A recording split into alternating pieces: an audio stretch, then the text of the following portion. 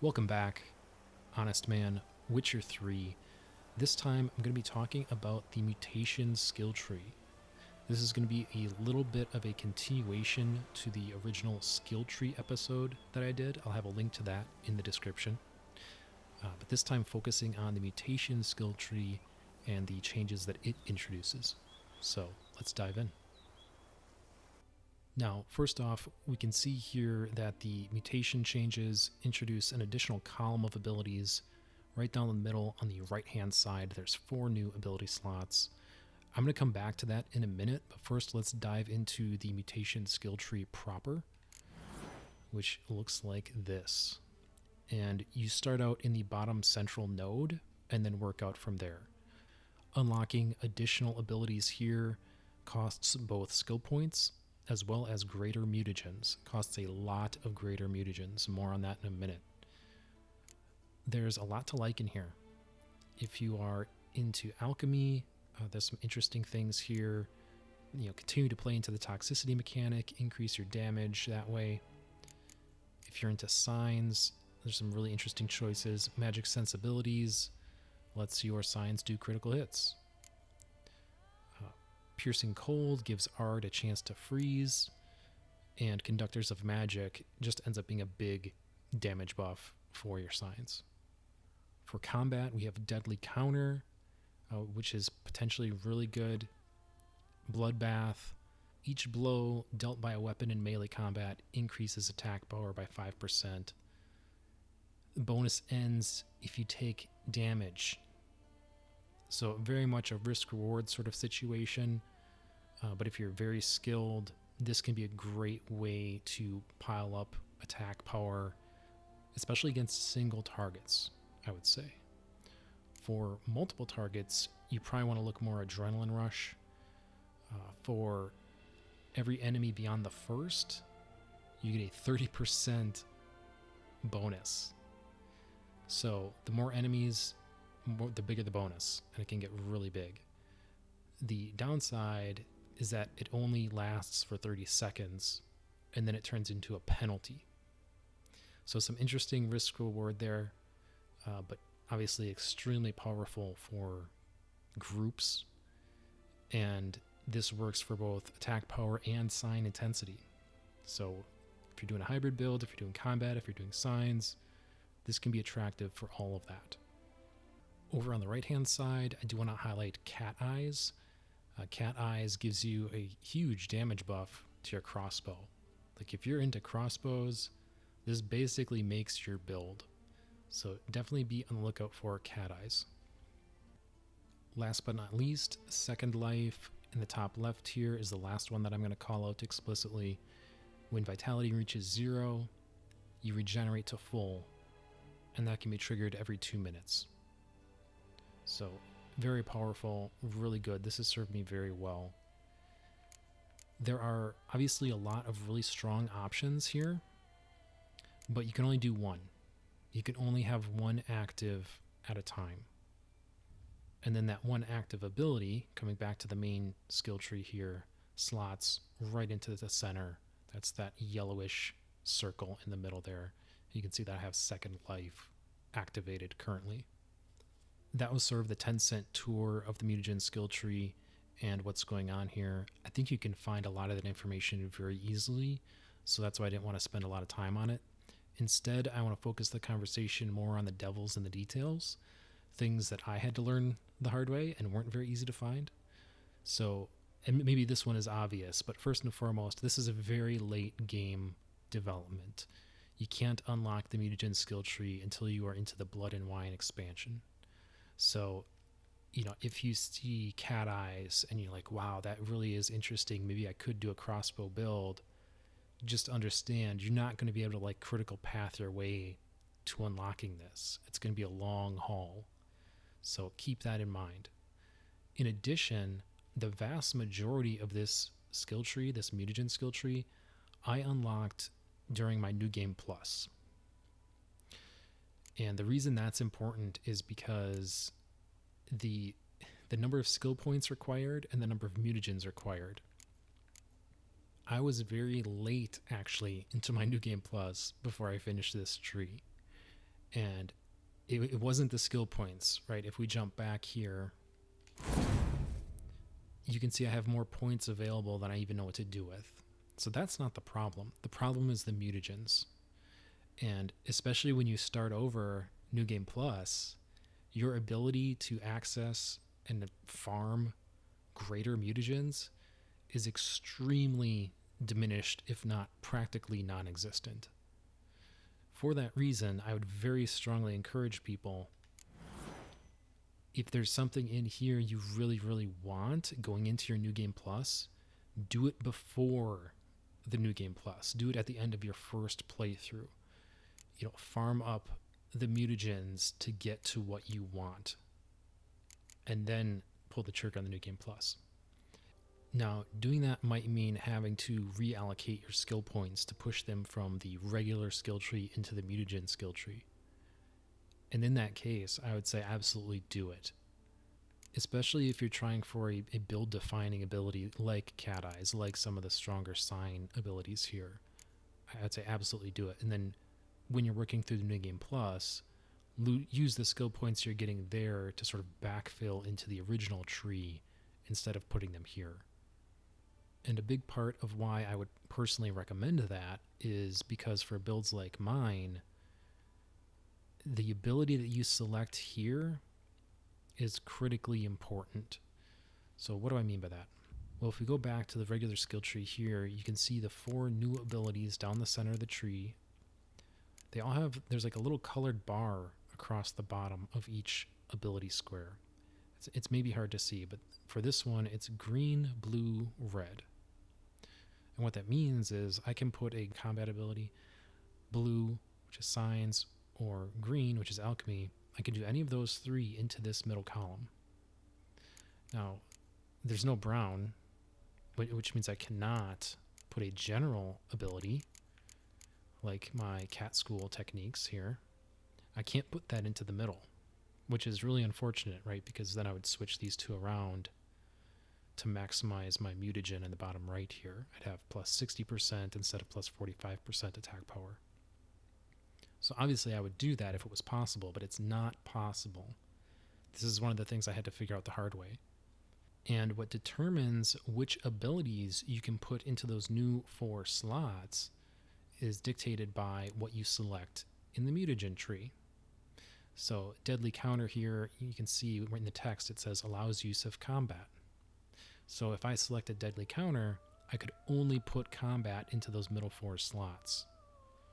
And if I did piercing cold, well then I could only put signs into those middle slots. And obviously, it continues. Some of these enable multiple, right? So Cat Eyes, you could do combat or alchemy, so it'd be red and green. Now, jumping back to the regular tree here, the question becomes, well, what is it that you're trying to put into those middle slots, right? Because you're not going to get any mutagen bonus from those 4 because they're disconnected, right? There's no connection there to your 4 mutagens on the perimeter. So you're not going to get any sort of bonus.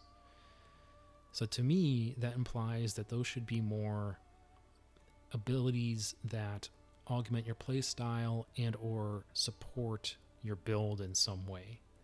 So for my money as a combat-focused build, I want things that are going to increase my combat effectiveness, either directly or indirectly.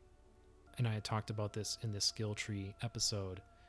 Protective coating gives me a little extra defense with my oils. Acquired tolerance, lets you stack more potions, can be very useful. And then finally, synergy is the holy grail here. Increases bonus from mutagens by 50%. So that's why, instead of what would be the regular 40% for a greater mutagen and 3 matching abilities, I'm getting attack power plus 60% for these greater mutagens. Same with my sign intensity over here. So as a combat-focused build, I'm sure there's some different ideas out there, but I don't see it getting much better than synergy in my book. So, and I didn't want to pollute, right, these outer ability slots with alchemy, right? Because that's just going to boost vitality and indirectly lower my attack power because now I have fewer combat abilities to pair with my red mutagens, right? So in this middle column, I really do want green. I want alchemy. And with that as sort of the broader context, that's why I land on Second Life. Because Second Life lets you do combat signs or alchemy. The only other one for my specific configuration, where I have 3 alchemy and 1 combat, the only other mutagen ability that would actually work for me is Cat Eyes. But crossbows aren't really my deal. Metamorphosis is also an option, but this is just sort of weird, random alchemy stuff. That's not my jam. Either way, the point is that the options are extremely limited for what I'm trying to accomplish with those middle 4 ability slots. So, particularly for me, going into the New Game Plus without being able to equip what I wanted to equip into those middle slots was super annoying. Right? So this is the broader context of why I would say it's so important that before you jump into the New Game Plus, get to what you want here to facilitate your broader plan. And again, for me, it becomes a no-brainer to go with Second Life. I would love to have some of these other abilities, like Adrenaline Rush looks really fun, Bloodbath looks really good, but I can't slot Alchemy in the regular tree, so those are no good for me. I've got to go Second Life. The other reason I would suggest to really push into that mutagen tree at the end of your first playthrough is because you do not get all 4 of these new slots all at once. Those unlock gradually, directly proportional to how much you have unlocked in the Mutation Skill Tree. So when you're at 25%, you get one, 50% you get one, etc. These unlock gradually. So those are some of the devils in the details. I hope that's helpful. A lot of that stuff I had to learn the hard way, and it ended up being really a thorn in my side on my New Game Plus playthrough. So taking a step back, what is the final analysis, at least for my particular combat-focused build? The answer is I really stand by the vast majority of what I said in the original skill tree video. Again, I'll have that link in the description. Definitely check that out if you're trying to navigate the skill tree in the base game. The only addendums or caveats that I would add is that I was very down on fleet-footed. It eliminates damage received while you're dodging. Really didn't see a good use case for this. I subsequently think that I have found the use case, and I would say that is perhaps great if you're having trouble dodging deadlifts bats. That could be clutch in that situation. Do I think it's good enough? No. That's its sort of niche, I guess. So if you're having trouble in that fight, definitely look at this, see if you can swap it in. So I did want to add that caveat, even though I still would not recommend this in general. Now, an additional combat ability that I ended up pulling in subsequent to that skill tree episode was counterattack. I think counterattack is great. Bonus damage during a successful counterattack also gives you a chance for knockdown. This is so nice. I can't emphasize it enough. This is so nice. I really wish I had dipped into this sooner. I mean, I don't think it trumps any of the base build abilities like muscle memory, strength training, those sorts of nuts and bolts. It doesn't bump those, but maybe it bumps Under Armor. Maybe it bumps Rend. I would see maybe going counterattack a little sooner and getting that into those spots. But this has been really good, especially for like shield users, situations where you've got to counterattack more or less. I understand that there are different tactics to approach shield users, but for me, I always was just trying to counterattack. So this was a natural fit that made those so much easier to handle. Over in the science branch here, you can see I've unlocked Quen Intensity, which is something that I had talked about as a stretch goal. And then what I do is I swap this in. If I know I'm going into an extended combat segment, I'll swap in Quen Intensity over into this top right spot where I have Delusion. Since Delusion I really only use for the dialogues, I'm not otherwise using Axie. So if I'm going to be in town talking, I'll have Delusion. If I'm going combat, I go Quen Intensity. So I think that's the culmination of my particular build. I consider this complete.